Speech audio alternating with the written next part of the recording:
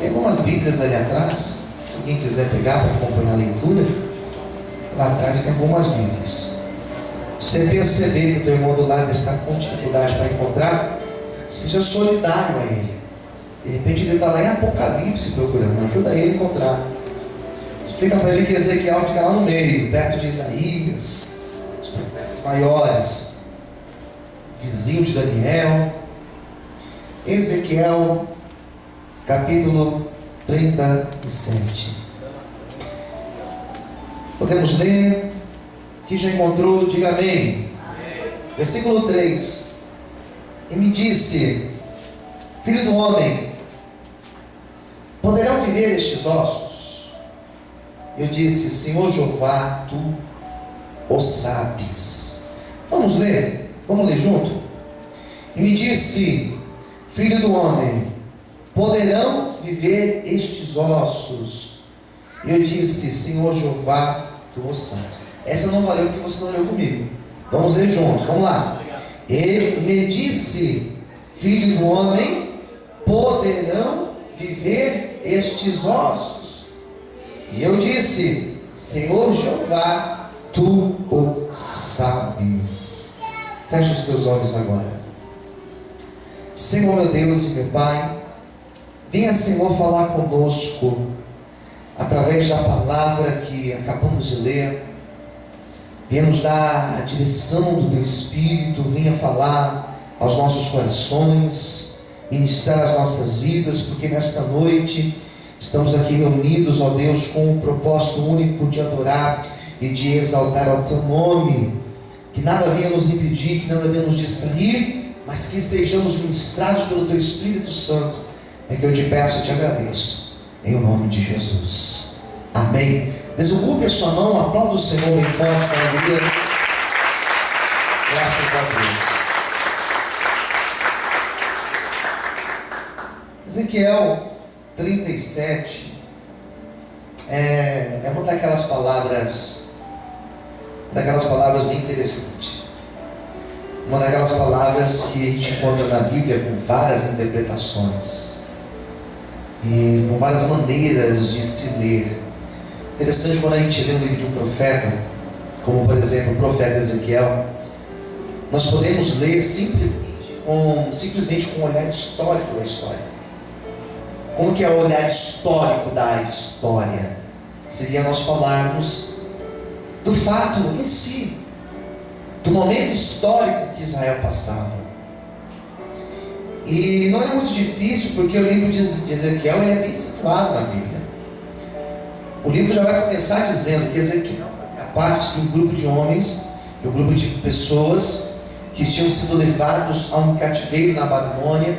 Eles estavam ali dentro de um cativeiro, e Ezequiel fazia parte desse grupo de homens.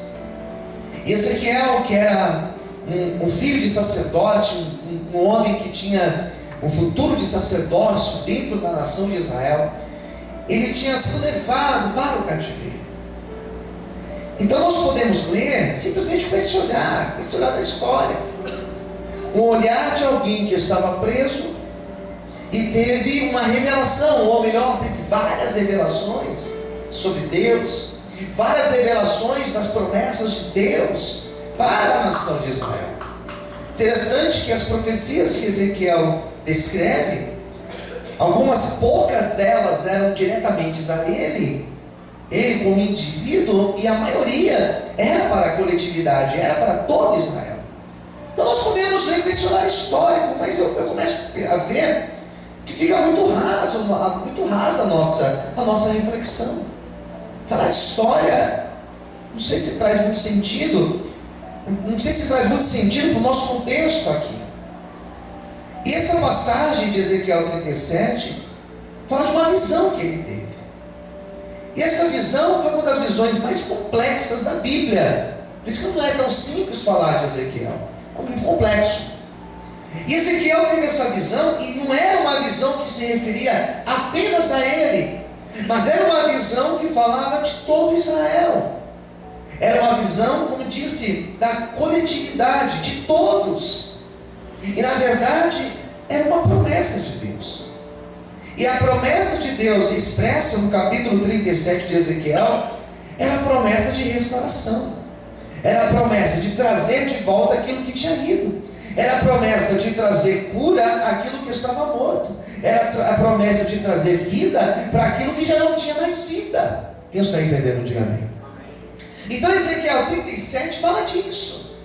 É uma palavra que vai falar de uma restauração, vai falar de uma cura, vai falar de um recomeço, vai falar de tudo isso. E esse texto começa com a visão de Ezequiel e com o diálogo de Deus com Ezequiel. E eu poderia ter lido toda a história, mas eu só li o versículo 3, porque o versículo 3 mostra uma pergunta que Deus fez para Ezequiel. E o interessante da pergunta de Deus, qual foi a pergunta de Deus? Poderão viver estes ossos? Pergunta direta. Esses ossos, como que estavam os ossos? Estavam secos, espalhados, né? Deus falou, esses ossos podem voltar a viver? Foi uma pergunta direta, simples, direta a Ezequiel. Nesse versículo 3, não estava em questão o poder de Deus, não estava em questão se Deus tinha ou não tinha poder de fazer alguma coisa. A palavra do versículo 3 aqui não era uma palavra que dizia Deus pode fazer estes ossos viver. Não era essa a palavra, porque o poder de Deus não é questionado em nenhum momento do texto. Na verdade, em nenhum momento da Bíblia nós podemos questionar o poder de Deus. Ontem eu falava do capítulo 6 de Daniel, e a frase que o rei fala com Daniel, ela é maravilhosa. Quando o rei vai até a cova, ele fala: Daniel, será que o teu Deus pode te livrar da cova? Aí ele questionou: será que Deus tem poder para te livrar? E Daniel fala: sim, o Senhor me livrou, ele enviou o anjo dele e me deu livramento. Mas aqui nesse texto não é o poder de Deus que está em xeque aqui. A questão não é se Deus pode ou não pode restaurar. A questão não é se Deus pode ou não pode mudar a família que nós temos. A questão não é se Deus pode ou não pode abrir uma porta que eu preciso. A questão aqui não é se Deus pode ou não pode curar alguém que está na cama, alguém que está enfermo no hospital aguardando o transplante. A questão não é essa. A questão do texto de Ezequiel 37, a questão central, não é se Deus tem poder para fazer cura, para fazer restauração. Não é isso. Porque Deus, Ele é Deus Todo-Poderoso. Ele tem poder de fazer todas as coisas. Ele tem poder de trazer à existência aquilo que não existe. Ele tem poder de abrir uma porta onde não tem porta. Ele tem poder de curar um enfermo. Ele tem poder de restaurar qualquer pessoa. Ele tem poder de abrir uma situação onde não existe uma situação. Ele pode fazer qualquer coisa. Mas a questão que o Senhor levanta a Ezequiel é que se aqueles ossos poderiam viver. E Ezequiel falou: Senhor, o Senhor sabe se pode viver. E em cima da resposta inteligente de Ezequiel, o Senhor lançou um desafio para ele. Nesta noite Deus está te lançando um desafio.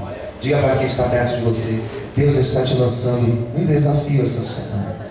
Amém? Então Deus olhou para Ezequiel e Deus falou qual era o desafio. Vamos ver qual era o desafio de Deus. Está no versículo de baixo, que é o versículo 4. Deus falou assim: então você vai profetizar sobre estes ossos. A questão, Ezequiel, não é se eu tenho poder para fazer. A questão não é se eu posso restaurar Israel. A questão não é se eu posso tirar Israel do cativeiro da Babilônia e trazer Israel de volta para a sua terra, para o seu solo. A questão não é essa. A questão é se você crê e se você profetiza, se você tem fé para profetizar, que isso pode acontecer. O desafio de Deus aqui nessa noite não é se Ele pode ou não pode fazer. O desafio é: será que eu e você podemos profetizar? Porque se você profetizar, Deus é poderoso para fazer uma obra de milagres na nossa vida, em nome de Jesus. Quem acredita nisso? Levanta a mão, glorifica o Senhor e aplauda a Deus nessa noite. Você pode aplaudir a Deus? texto é mais surpreendente do que nós pensamos. O texto ele é mais inteligente do que nós pensamos. Você crê? Creio. E você vê que Deus trabalha em cima da fala de Ezequiel. Deus não tinha um script pronto para falar com Ezequiel. Deus não tinha um diálogo pronto para falar com ele. Deus trabalhou em cima daquilo que ele disse. Você crê? Ah, o senhor sabe. Ah, então profetiza. Quem entendeu, diga amém. Deus trabalha em cima daquilo que eu tenho. Deus trabalha em cima das nossas convicções. Por isso que Deus trabalha com cada pessoa de uma maneira diferente. E às vezes algumas pessoas me procuram para pedir um aconselhamento, e a pessoa chega e me pergunta: mas o pastor crê? E eu respondo: a questão não é se eu creio, porque eu posso crer e posso não crer. A questão é se você crê, se você tem fé para isso. Deus trabalhou em cima da resposta de Ezequiel. Senhor, tu sabes. Ezequiel duvidou do poder de Deus? Não. Ezequiel não duvidou se Deus poderia ou não poderia fazer. Ezequiel, na verdade, contou com uma outra ideia. Ele contou com a ideia da vontade de Deus. Qual que é o teu querer, Senhor? Qual que é o querer do Senhor para com esses ossos? A questão aqui, Senhor, é se o Senhor quer restaurar, porque poder o Senhor tem para fazer qualquer coisa.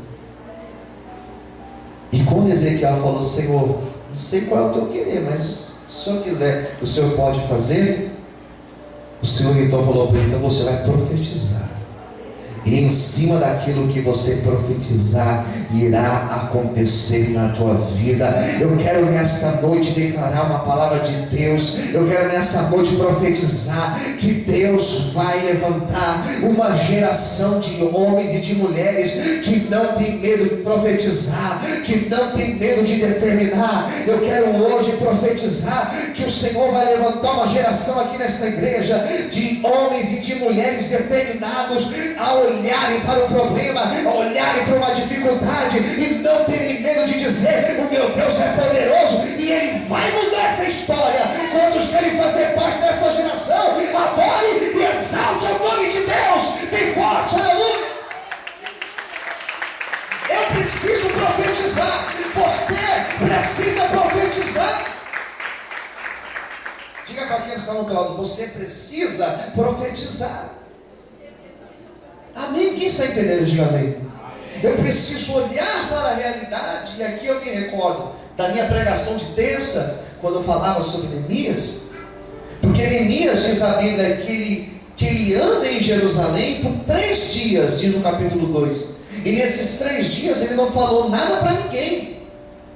Nesses 3 dias que ele andou em Jerusalém, ele andou por toda aquela cidade e ele viu o estado que aquela cidade estava. Ele viu a realidade daquela cidade.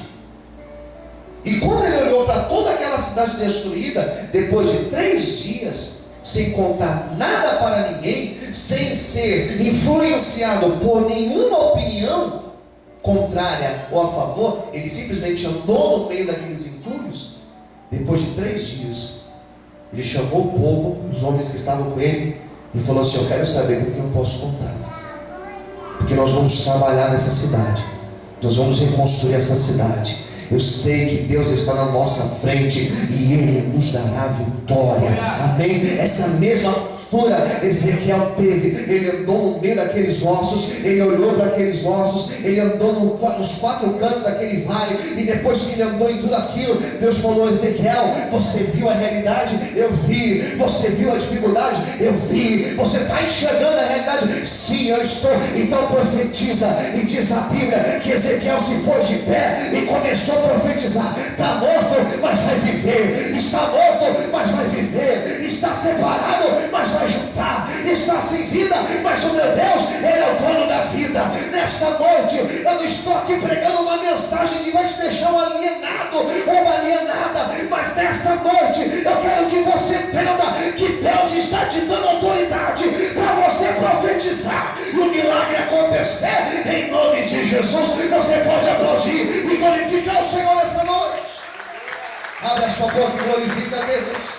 Você pode exaltar o Senhor. Você pode exaltar o nome de Deus. Ele viu a realidade e ele profetizou. Eu não estou aqui fantasiando a vida para você. Eu não estou aqui pintando os seus problemas de rosa e dizendo que você não tem problemas. Eu não estou aqui dizendo para você que não tem problema. Tem problema sim. E como nós temos, quem concorda, diga amém. Como nós somos afrontados, e como nós somos desafiados, e como nós passamos por provações, e como nós recebemos propostas. Como? Ezequiel andou naquele vale, depois de andar em todo aquele vale, Deus falou assim: agora você vai profetizar. E aí ele tinha a alternativa de crer ou de não crer. Crer ou não crer.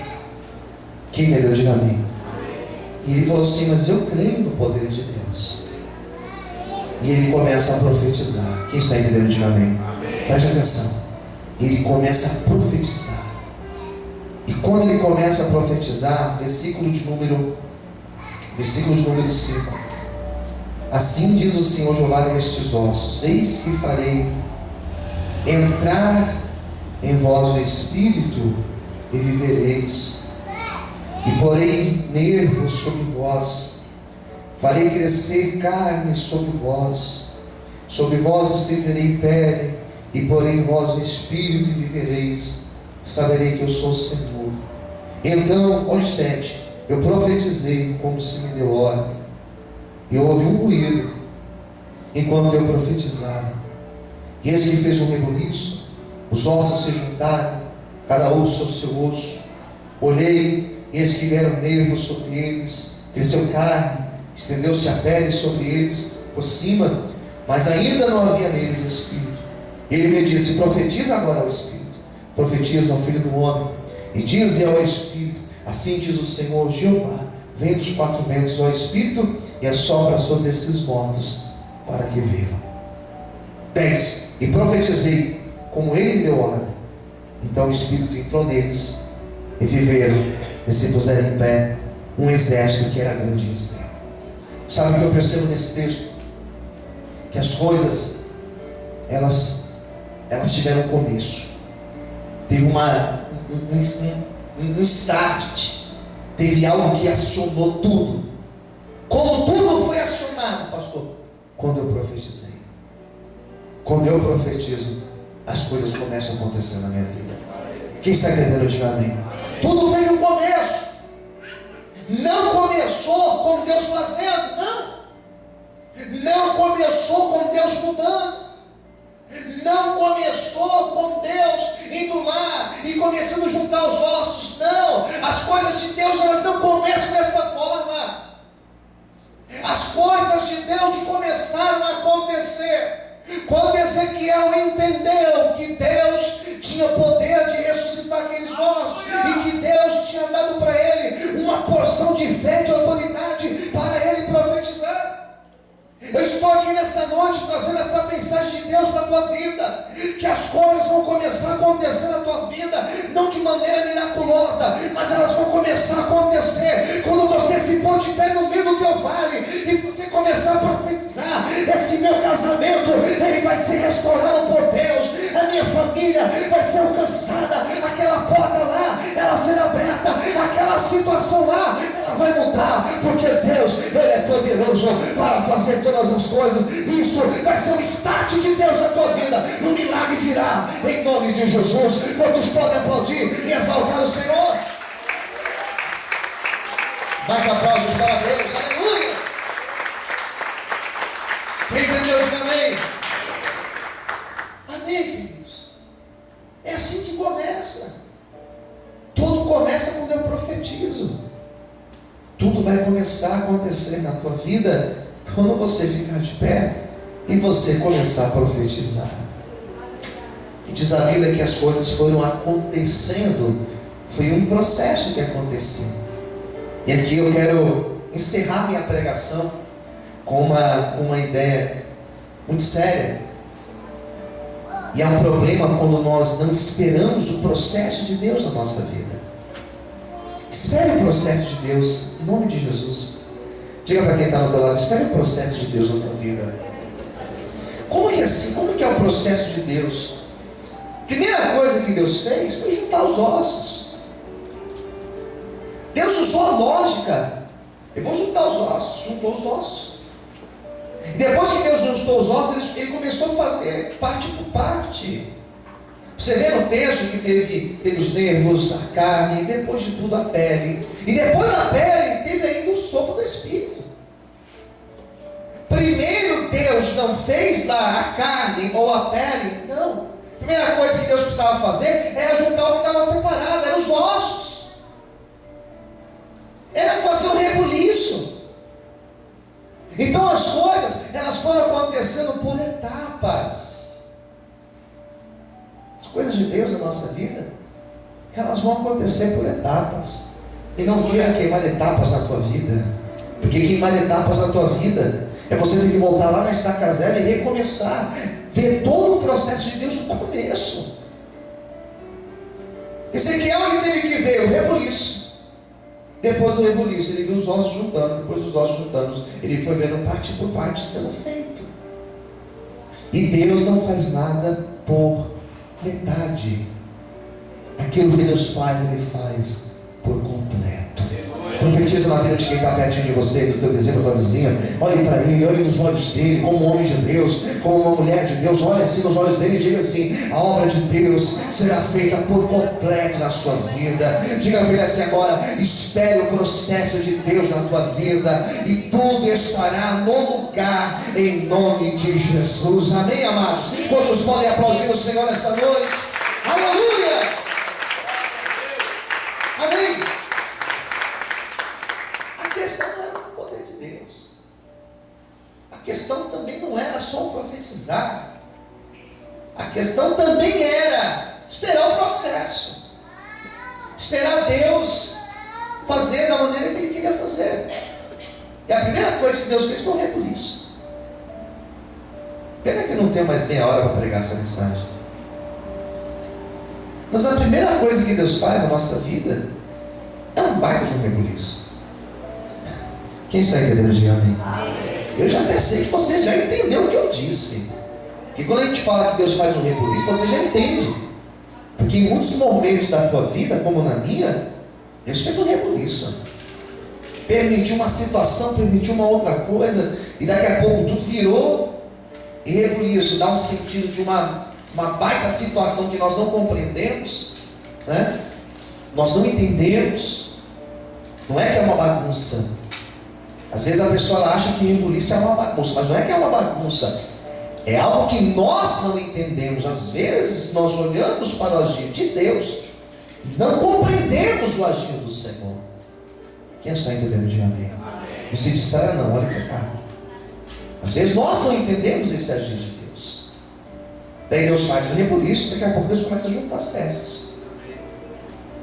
Alguns dias atrás eu estava ministrando aqui na igreja, e não vou me lembrar o dia, e daqui a pouco eu falei de uma situação que ocorreu lá no presídio, que eu via um rapaz lá montando um quebra-cabeça de não sei quantas mil peças, e eu olhei para aquele negócio, falei: meu Deus, eu não tenho essa paciência. Depois eu lembrei que ele está preso, ele tem bastante tempo para fazer isso, né? Mas às vezes você olha aquele tanto de peças embaralhadas e você fala assim: não entendo. E é muito provável que mês que vem, quando eu for lá no presídio, eu vou olhar para aquele quebra-cabeça montado e eu vou dizer: agora eu estou entendendo aquele tanto de peças espalhadas. Hoje na tua vida pode ser que tudo sejam peças espalhadas, mas eu sei que daqui a pouco eu vou olhar para a tua vida, daqui a pouco você vai olhar para a tua vida, daqui a pouco as pessoas vão olhar para você e elas vão dizer: agora eu entendi o porquê daquele negócio, agora eu entendi o porquê que Deus chacoalhou, agora eu entendi o porquê que Deus soprou, agora eu entendi porque Deus fez um rebuliço, porque agora eu vejo o agir de Deus completo na minha vida. Quem crê nisso, levanta a mão, glorifica e aplauda ao Senhor bem forte, aleluia. Mais aplausos a Deus. Amém, queridos? Minha última ideia aqui, irmãos, para eu fechar minha mensagem de hoje. Minha última ideia. Ezequiel ele fala o seguinte: eu profetizei como me deu ordem. Deus já tinha mandado ele profetizar. Deus, ele já colocou no teu coração que você deve sonhar, que você deve profetizar, que você deve crer e que você deve principalmente esperar. Quem concorda, diga amém. Deus já falou comigo. E sabe qual é o nosso problema? A gente vem para a igreja e a nossa maior vontade é que Deus use o pregador daquele dia, Deus use o profeta daquele dia, a irmã ou aquele irmão daquele dia para dizer algo que na verdade nós já sabemos. A maior alegria é quando você ouve Deus falar com você algo que você já sabe que Deus vai fazer na tua vida. Você quer ouvir isso? Você quer ouvir isso? Você quer que isso venha massagear o teu coração, trazer paz para o teu coração. Ah, Deus está me vendo. Só que na verdade Deus já tinha falado com Ezequiel. E Deus não usou intermediários, Deus falou direto com ele. Então Deus já tinha dito para ele que era tempo dele profetizar, porque haveria uma grande obra de restauração.